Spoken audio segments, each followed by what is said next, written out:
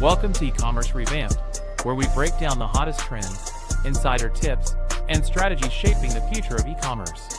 Powered by Miva, the engine behind seamless online stores. Now here's your host, Rob Stanley.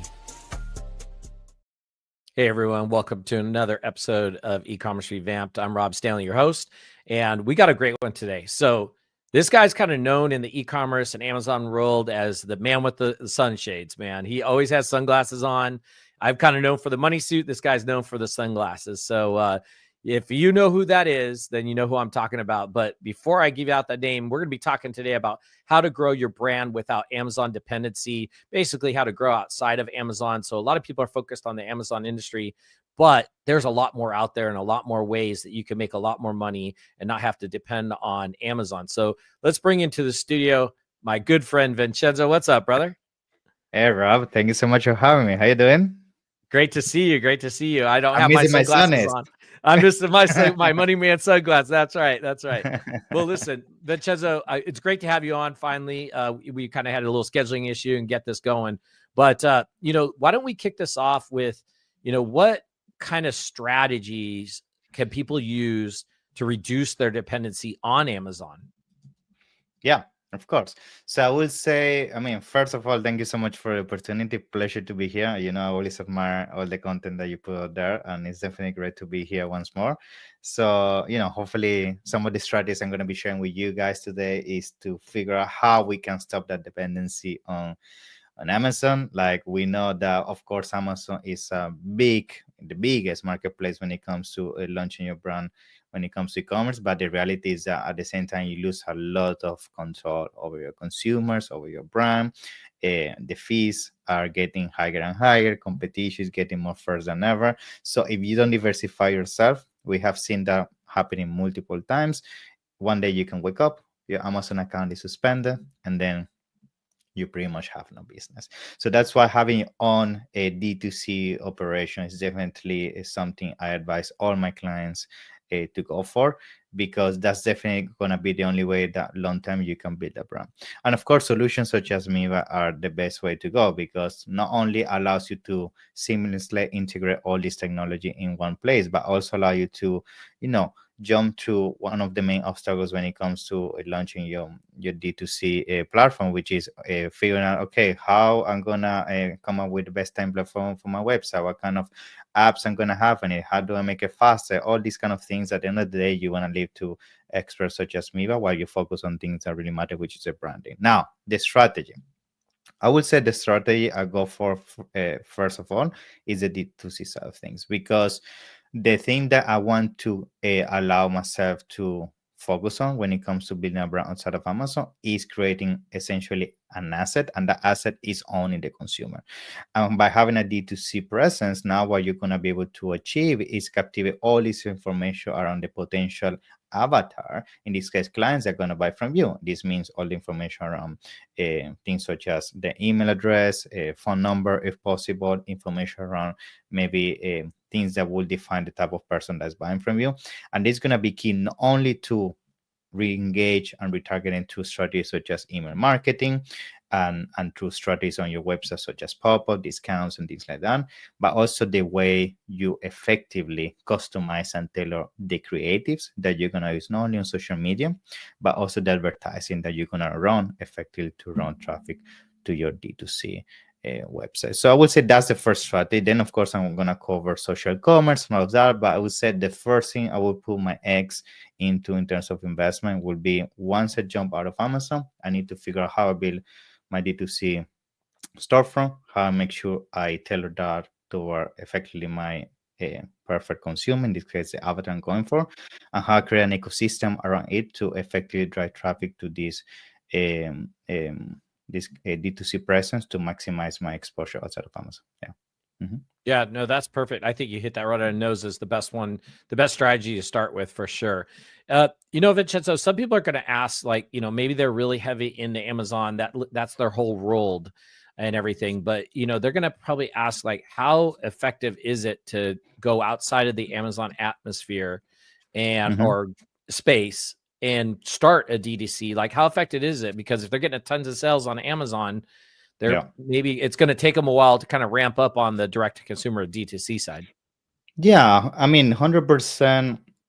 I would say sometimes D2C is not the best way to get started from scratch. Like, let's say you have nothing, like you haven't made your first sale or anything. Usually, D2C maybe is not the ideal place to start for the mere fact that at the end of the day, when you're getting started, usually the thing you're going to encounter the most that is really challenging is the mindset of actually running a business in the first place. And the reason why I want to quickly mention this is because when you start on a D2C, usually you don't have the instant gratification that you might get out of Amazon in terms of getting your initial sales, getting data very fast, which keeps you keeps you motivated.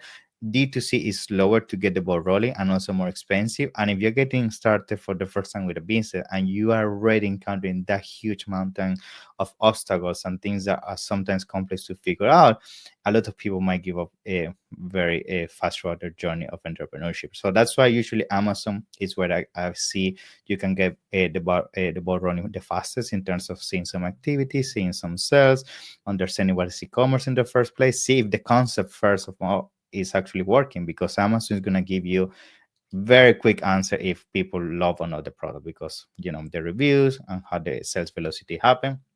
But once you actually want to build a brand, you don't want to be dependent on Amazon, right? You want to grow the brand outside of Amazon, because Amazon is very good to get those sales, give you the traffic, conversion is very high. But once you get the ball rolling and you have some substantial amount of cash flow that allow you to invest outside of Amazon, that's where I will go and build my D2C. And I will say, to conclude this idea, to them for you to ask more questions about this, another important thing you have to consider is that definitely when you do the jump to D2C, going back to what I just mentioned, you have to shift completely the mindset, because you're going to jump from an ecosystem where, specifically on Amazon, conversions tend to be 10 to 20% on average, compared to a website that you have 3 to 5%. You are one of the top performers when it comes to converting people that go to a D2C site, right? So the conversion is much lower. The traffic to get the attention to your website is going to be more difficult, so you have to be more creative with the ads that you do, the way you do the position of your brand, the way you run deals. And the third thing as well with a website, which is not the case with Amazon, is like as soon as you kill the traffic to the website from the perspective of ACO, ads, or influencer marketing, it's not like Amazon that potentially some organic exposure could get you going, and Amazon will keep giving you traffic. Like your website, everything's relying 100% on you. So responsibility is higher. But at the same time, because I see that all the time with the clients that we help and support, when it comes to exiting the business and actually getting the payday out of your hard work, having a D2C presence what really is going to give you the best kind of outcome in the exit, right? Because if your brand is heavily reliant only on Amazon, we see all the time your multiples are going to be so much lower compared to D2C, where you own the customer, and that's something that people really value, and that's really where the asset of owning a brand lays down. Yeah, absolutely. It's funny. I was actually in a room with a bunch of Miva sellers, and the subject of Amazon came up. And I was telling them, I've lived both sides. I've been in the Amazon world. I've been in the Miva space. And I was like, you guys have it good. Like building a brand off of Amazon first and building it up and driving all that traffic and getting those lists and those newsletters and getting, all the sales going. That's huge. Like it's easier in my opinion, and you can answer this if you'd like, Vincenzo, but in my opinion, going from building your brand outside of Amazon and then deciding to sell on Amazon, that's an easier transition than going from Amazon to sell outside of it. Now, it's required. Well, I shouldn't say it's required. You're going to want to build also outside of Amazon, because we've seen so many issues with like trademark infringements, and they pull your entire listing and then you have no money coming in. But why don't you kind of address that? Yeah, it's funny. I have this conversation all the time with Shopify or Miva or all the different solutions out there, or people just build their own website solution that they want to jump to, to Amazon, and they come to me and they're very concerned, like, oh, I don't know if Amazon could be a good solution for me, because I'm doing very well with my website. I'm getting a ton of traffic. My conversion is very good. And they say, but how do I know if Amazon is going to work? And my straight answer to them is like,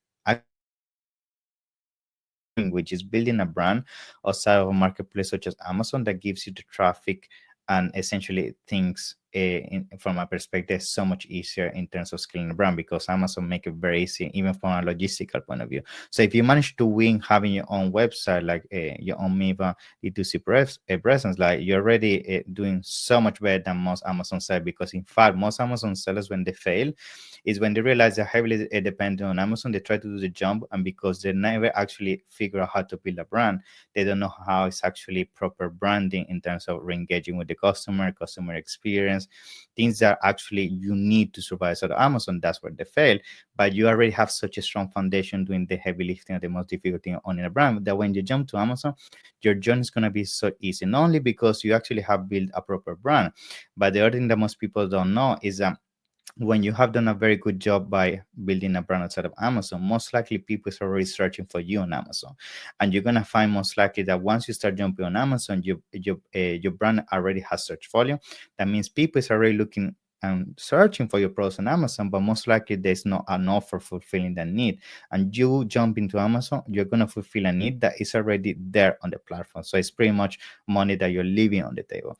And the second thing you have to consider as a brand that is outside of Amazon is that I understand that you want to have full control of the customer and have a unique experience through your website. But the reality is, some people, even if they're already loyal to your brand, they like convenience.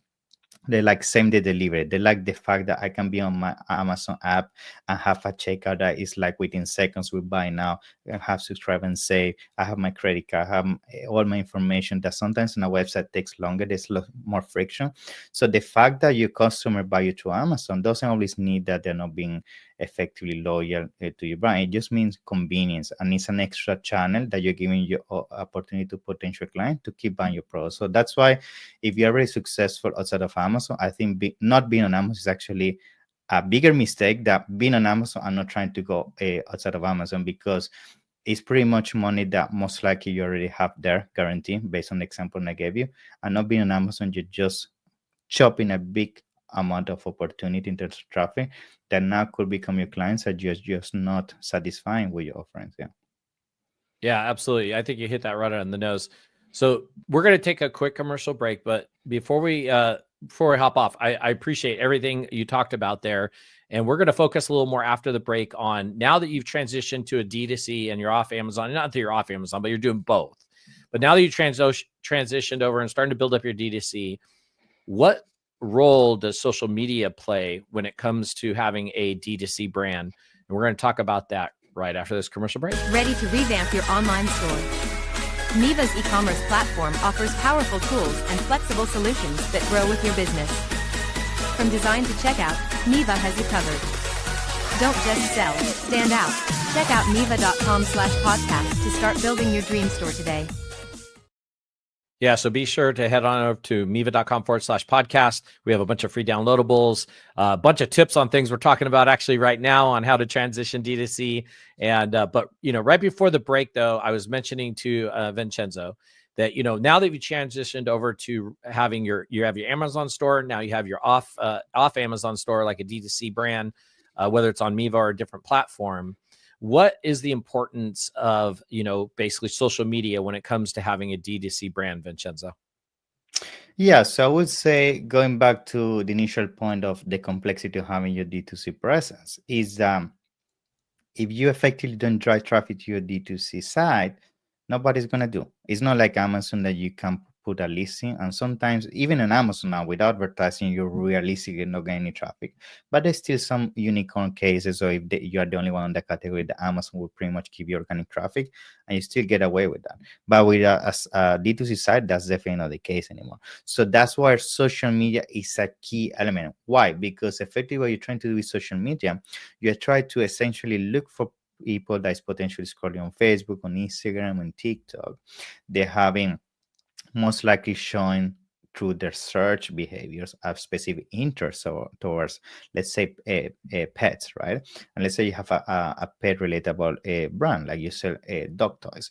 Therefore, you want to look for people who watches dog relatable videos or things along those lines, and you want to show your ads to effectively show how you're now offering this unique toy, this unique technology. You try to make them click on the advertising and drive people to your website, and that's usually one of the biggest sources of traffic generations and revenue for D2C brands. It's effectively trying to capture the attention of people in social media to come to your website and make a purchase. Now, how this becomes even more powerful when we combine this effect, but with influencers, because at the end of the day, as I've already mentioned before, Amazon, one of the reasons why it's so strong at the end of the day is also trust a lot of times, because even myself, sometimes I have found better deals, better products outside of Amazon, but because I maybe feel uncomfortable or I don't trust their website, I have never experienced a transaction on their website.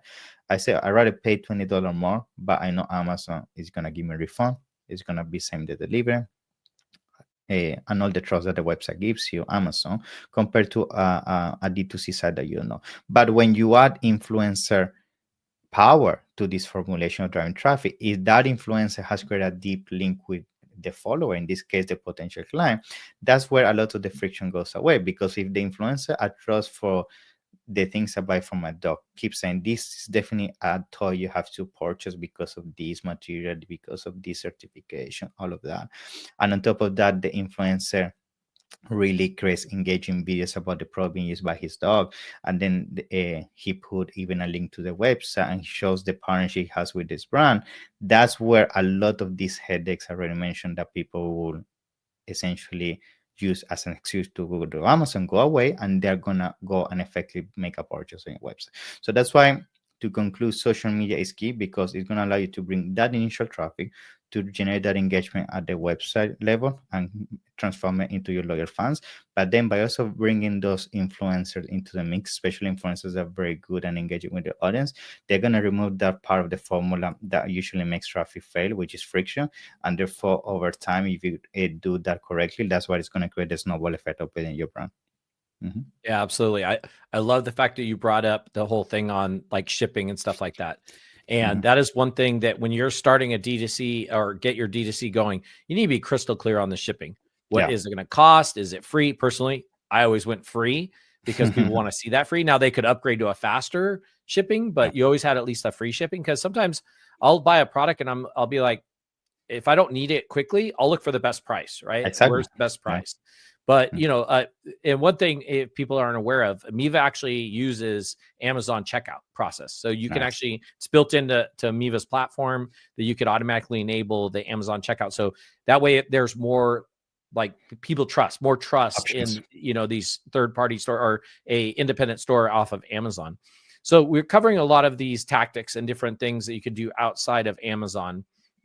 Let's also cover a little bit about, now that you've, let's say, built up this D2C a little bit, you now have all these emails. How important or critical is it for the email marketing campaigns to start kicking in now that you have your customer data? Yeah, so I mean, emails at the end of the day are the blood of your brand if you're operating outside of Amazon, because that's gonna effectively allow you to keep engaging with the customer beyond the purchase or before the purchase, and therefore ensure that the interaction with your brand is healthy enough to ensure that they keep coming back, they buy an upsell, they buy an accessory, they recommend the product to your friends, all that kind of things, right? So I'm going to give you a couple examples of how we use email. The first thing is email can be used for people that come to your website, they essentially register for a discount and they don't engage with a transaction. That's why you can be very clever. You can follow with more promotions, unique 50% off, unique kind of giveaway, unique buy this one, get this for free. And a lot of times you save a lot of revenue with that kind of strategy. Let's say somebody goes to the checkout and they don't complete the checkout. That's another strategy right there that will create a unique funnel structure. That means if they are at the checkout and they didn't complete the checkout, we send an email say, we are going to give you a 25% value for the next 25 minutes to conclude your checkout. And that creates urgency. And therefore, they already went through the decision making, wanting to buy the product. Something happened around the checkout that they felt uncertain, or they found another deal out there. By straight away, you automate re-engaging with a click to action call to action with the urgency, in this case, a limited coupon that's going to expire, that's very helpful to convert them. And another third example, just to conclude the idea here, let's say you have people that has bought from you, and now you just launch a new flavor. Let's say you're doing supplements, and you had only the strawberry flavor, and you launch now the watermelon flavor, and if essentially you have all this inventory sitting now, but nobody pretty much knows that you launched the watermelon flavor, you can use email marketing as easy as saying, oh, we just launched this new flavor because you are a loyal customer, we're going to give you exclusive 20% so you can try a new flavor. These are just one of the very quick examples I can bring to you, and there are hundreds. Like with email, you can be so clever.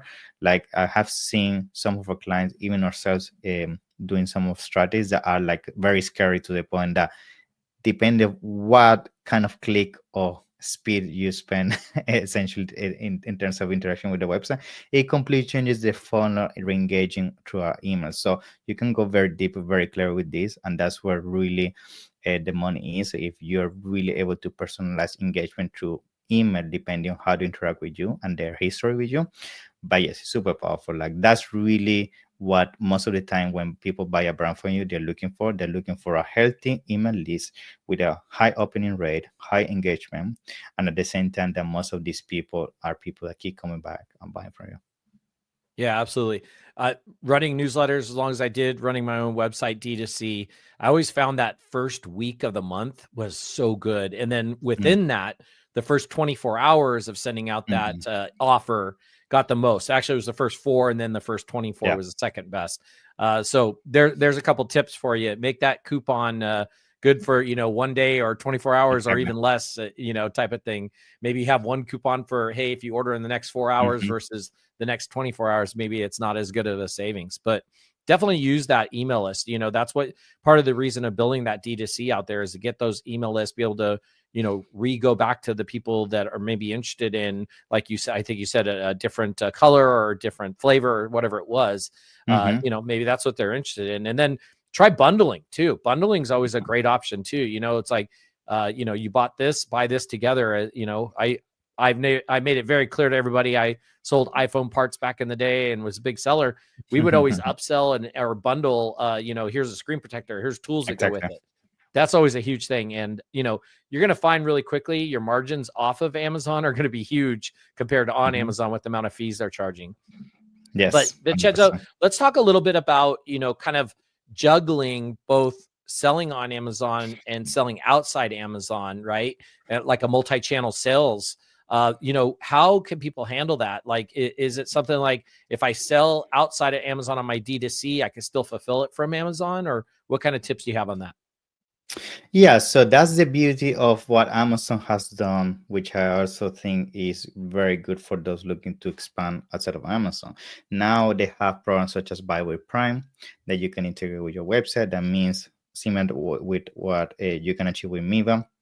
You can integrate Buy with Prime, and now when they're doing the checkout to your website, now they can have the same experience of Prime delivery. They have the same experience of checkout, credit card, getting all the information from Amazon, but they don't have the friction of a website, and they have the recognition of Amazon. So that's very good.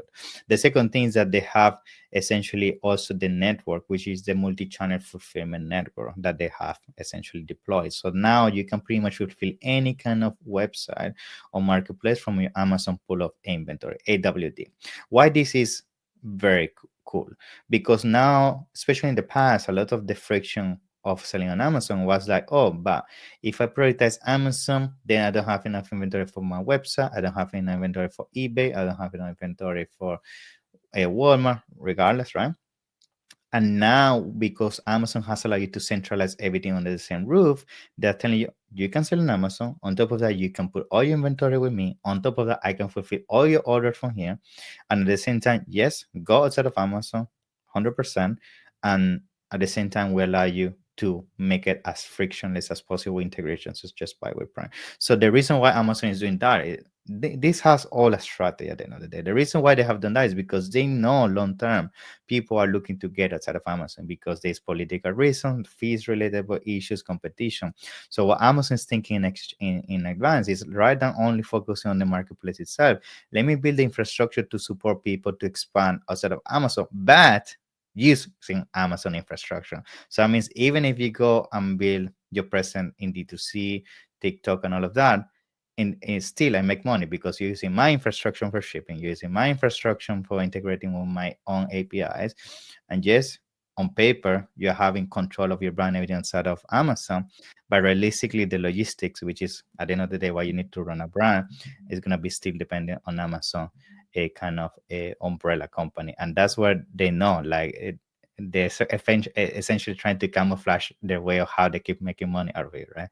But I guess to come to a conclusion here is that yes, 100% leverage Amazon ecosystem when it comes to that, because I have compared the rates. I have compared rate shipping myself using sometimes a 3PL or my own warehouse, and at the end of the day, the Amazon rates in most cases, if the volume is not big, it's very competitive and allows you to remove the headache of having to move inventory around to figure out. Yeah, absolutely. Vincenzo, I want people to understand, e-commerce and what you guys do, because not only do you, let's say, help Miva clients transition over to selling on Amazon, but you could also help Amazon sellers transition to D2C. Why don't you cover a little bit about what Ecomcy does and how they help in that area? Yeah, so I will say to start with the first one, like for all those D2C brands out there that are listening, watching this podcast, definitely consider Amazon. I know that most likely you're having a very successful journey on your own site, and that's something that 100% thing, kudos to you and congrats, because it's so hard to achieve that. But I would say don't take for granted the fact that Amazon is still a powerful channel. Like I see that mistake actually happening for a lot of D2C brands. They get super confident with the fact that they don't need Amazon. And then I see competition jumping on Amazon when they're not. And in the short term, they think that was the right decision. But then competition, what it's doing is getting the cash flow and traffic of Amazon that you're not taking because you're not there with your keywords and brand search. They start stealing the traffic, they start creating loyalty. And over time, what people is going to do, they're going to try this other brand. And on top of that, the cash flow that your competition is doing on Amazon, which you're not, they're going to use it to run more Facebook ads, more Instagram ads, more Google ads. And that's also effectively, it's going to negatively affect your performance in your D2C side. So as you can see, this is a long-term effect that you might not see now, but it's definitely coming. So definitely, if you're successful outside of Amazon, go on Amazon. And if sometimes your concept of brands are, yes, I don't want to have all my products on Amazon because some of them don't actually reflect what my brand is, there's very clever strategies that you can do around this. Like, for example, we have a brand that is very premium. We're talking the average ticket in terms of sales, it's around $500. So that's usually not what people will go for on Amazon. But what we did is we came up with a product that was around $50 to $100, which was like an introductional product to the brand. It's like a starter kit, something that's very affordable and it's like for the masses. But what we found is that now what we did with that product that you can only buy on Amazon, that's a lead magnet. People try the brand, they see actually the value, and then they're willing to go to the website to buy the more premium and exclusive product that they can only buy on the website. So that's where I mean, like, you can do Amazon from that perspective, that not only it can be as a distributor channel, but it could also be a way for you to captivate unique leads that you can then upsell on your website. So that's the first side of the conversation. And to conclude on the D2C, yes, a lot of our focus beyond Amazon is also how we make sure we support brands in D2C. So that comes from the perspective, especially on the area of social commerce. So anything that's to do with social media, specifically like TikTok Shop, we're very big on that. We see very good results, like how we make sure, for example, we run strategic campaigns on TikTok to then drive traffic to your Miva side, right? In the sense that we create that awareness campaign, unique promotions, and then we get all the traffic to your site and you convert them there. That's also something we can help you with our experts that effectively know how to effectively filter down the best influencers and the best campaigns in terms of exposure to our content to maximize that warming up those potential leads on these platforms such as TikTok to then drive that traffic to your D2C. Mm-hmm. Yeah, absolutely. And Vincenzo, if people are interested in reaching out, whether they're on Amazon or on Miva and want to go to the other platform, how do they get a hold of you? Sure. So you can find me as Vincenzo Toscano in LinkedIn or any social media, or you go to our website, ecomcy.com, or just send me an email at business@ecomcy.com. We're more than happy to jump on a call, understand your business more depth, and see how we can add value to you. Okay. Yeah, absolutely. So for those that are listening, let me spell Ecomcy for you. So it's ECOMCY.com. And then if you want to email, it's business, which you all know how to spell, at ecomcy.com. And once again, you can look up Vincenzo on any of social media. Toscano, Toscano. Vincenzo is awesome. Always great seeing him. I love hanging out with him. Always full of information too. So yeah, thank you, Vincenzo, for being on. I really appreciate it. And yeah, we'll see everybody on the next episode. And be sure to go check out Ecomcy. Thank you. Thank you, Rob. Thanks for tuning in to E-commerce Revamped. Ready to take your e-commerce business to the next level? Visit Miva.com for the tools to build seamless online stores and unforgettable customer experiences. Until next time, keep your cards full and your customers happy.